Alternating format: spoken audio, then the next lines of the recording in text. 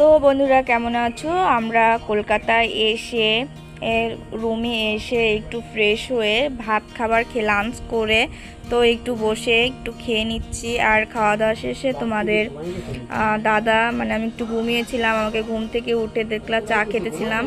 চা খেয়ে তারপর তোমাদের দাদা বললো মানে ঠেলে ঠেলে উঠাচ্ছে যে চলো চলো তোমাদেরকে ভিক্টোরিয়া নানান জায়গায় দেখিয়ে আনি। Hello guys, welcome back to my channel. তোমাদের সবাইকে আমার চ্যানেলে তুলি হাউস ওয়াইফে স্বাগতম। তো বন্ধুরা কেমন আছো? আশা করি তোমরা সকলেই খুব ভালো আছো, আমিও ভালো আছি। তো বন্ধুরা আমি আছি কলকাতায়, আর আমার লাইফের ফার্স্ট আমি কলকাতায় এসেছি। আর ভাবলাম যে আর তোমাদের দাদা অনেকবার কলকাতায় এসেছে, আর তোমাদের দাদা তারপর আমার দেওর আমাকে ঘুরিয়ে ঘুরিয়ে, আমি প্রথমবার এসেছি দেখে আমাকে ঘুরিয়ে ঘুরিয়ে দেখাবে। তো এখন যাচ্ছি আমরা ভিক্টোরিয়া, আর আমি তোমাদের ভিক্টোরিয়া দেখাবো আমি ওখানে গিয়ে কি কি করি, তোমাদের দাদাও দেখাবে তোমাদের। তো চলো, ওই দেখো সবাই আমরা যাচ্ছি। আর প্রথমে কি না, প্রথমবার কলকাতা আসলাম মানে খুব মানে নার্ভাস হয়ে গেছিলাম, বাট এখন খুব ভালো লাগছে বিকালে বার হয়ে। তো আমার এতটা রাগ ধরেছিল, আমি বলেছি যে না আমি যাব না, তোমরা দু ভাই মিলে চলে যাও। তো বললো যে আজকেই তো চলে যাব। মেনলি আমাদের যেদিন কলকাতা পৌঁছেছিলাম ওদিনকেই আমাদের ফেরার কথা ছিল, কিন্তু আর ফেরা হয়নি। যার কারণে তোমাদের দাদা দেখো ক্যামেরা নিয়ে বের হচ্ছে, আর আমাকে মানে খুব তাড়া দিয়েছে যে চলো না চলো না, না হয় ভিক্টোরিয়া নানান জায়গায় তোমাদেরকে দেখাতে পারবো না।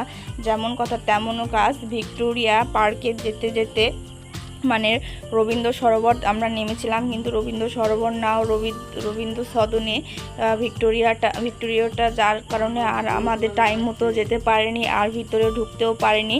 আর ভিতরে ঢুকতে গেলে মানে নানান ধরনের যার কারণে আর ঢুকিনি।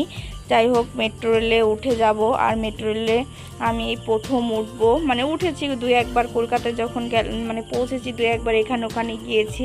তো আমি সেগুলোই আমি ভিডিও করে রেখেছি তোমাদের দেখানোর জন্য। আমার প্রথম জীবনের অভিজ্ঞতা, মেট্রো রেলে আমি উঠেছি, তাই তোমাদের দেখালাম। দেখো আমরা ট্রেনের জন্য অপেক্ষা করছি। আর দেখো নায়ক নায়িকা মানে কত সুন্দর লাগছে দুজনকে এক পাশে। দেখো আমার কপালে কিন্তু সিঁদুর নেই, আমি সিঁদুর নিয়ে যাইনি, আর ওখানে আমি কারো কপালেই আমি সিঁদুর দেখিনি, যার কারণে তোমরা বলতে পারো দিদিভাই তোমার কপালে সিঁদুর নেই। দেখো এই দেখো ভিক্টোরিয়া পার্কে এখানে আমরা এসেছি, আর এখানে দেখো বন্ধ হয়ে গেছে, আর ঢুকতে হলে 100 টাকা লাগবে। যাই হোক, আমাদের হাতের ফোনের ক্যামেরাটা অত ভালো না, রাত করে ঢুকতে পারবো না, আর কেউই ঢুকবে না, যার কারণে আমরা টাকাটা বড় ব্যাপার না, যার কারণে আমরা কেউই ঢুকি নেই। সত্যি কথা বলতে তোমাদের আমি পিছন থেকেই দেখালাম ভিক্টোরিয়াটা। আর কলকাতা না একদম অন্যরকম, যে যা করছে মানে কেউ পাত্তা দিবে না, যার যার মতো শেষে। দেখো এখন আমরা রবীন্দ্র সদনের মানে রবীন্দ্রনাথের মিউজিয়ামে চলে এসেছি।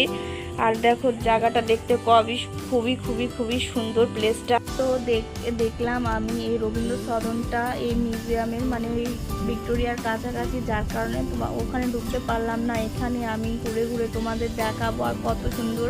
আর এই জায়গাটা রবীন্দ্র সদনটা খুব বিশাল বড়, আর আমার খুবই ভালো লেগেছে এই রবীন্দ্র সদনে ঢুকে।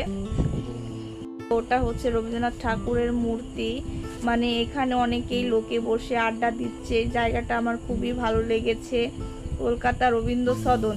তোমরা এখানে কারা কারা থাকো আমাকে কমেন্ট করে প্লিজ তোমরা জানাবে। আর দেখো তোমাদের সাথে আমি দেখা করতে পারলাম না, যাই হোক দেখো তোমাদেরকে একটু ভিক্টোরিয়াটা আমি দেখাচ্ছি। আর আমার খুব আফসোস হলো আমি দিনের বেলায় এসে আমি এটা দেখতে পারলাম না। আমরা বেরোতে একটু দেরি হয়ে গিয়েছিল, 4:30টার মধ্যে মানে 4:30 পৌনে 5টার মধ্যে আমরা বেরিয়েছিলাম, যার কারণে আমরা ঢুকতে পারলাম না। যাই হোক আমাদের ঢোকার ইচ্ছা ছিল, আর তোমাদের দেখাতে পারলাম না ভিক্টোরিয়াটা।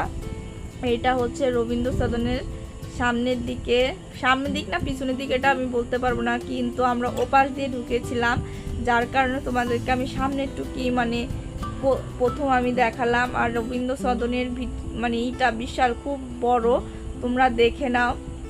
এই জায়গাটায় তোমরা কে কে গিয়েছো বা কাদের এই পাশে বাড়ি আমাকে প্লিজ কমেন্ট করে জানাও। আর বিশ্বাস করো এত সুন্দর প্লেস, আমার মানে কল্পনার বাইরে ছিল, এত সুন্দর জায়গা, আমার খুবই ভালো লেগেছে কলকাতায় এসে। দেখো আমার মেয়ে আর তার বাবা চুপচাপ করে বসে আছে, আর তোমাদের দাদাকে আমি বলছি চলো না আমাকে একটু ভিডিও করে দাও। তোমাদের দাদা বলে যে চলো তুমি দাঁড়াও আমি ভিডিও করে দিচ্ছি। আর আসলে তো তোমরা তো জানোই আমার ভালো ক্যামেরা নেই বা ভালো মোবাইল নেই, তো আমরা গিয়েছিলাম ভালো একটা ক্যামেরা কেনার আশায়, কিন্তু আসলে ক্যামেরাটা আমরা কিনতে পারিনি। ক্যামেরাটার দামটা তো অনেক, তোমরা জানো, গোপ্রো। যাই হোক, কিছুদিনের মধ্যে হয়তো গোপ্রোটা নিয়ে নিব।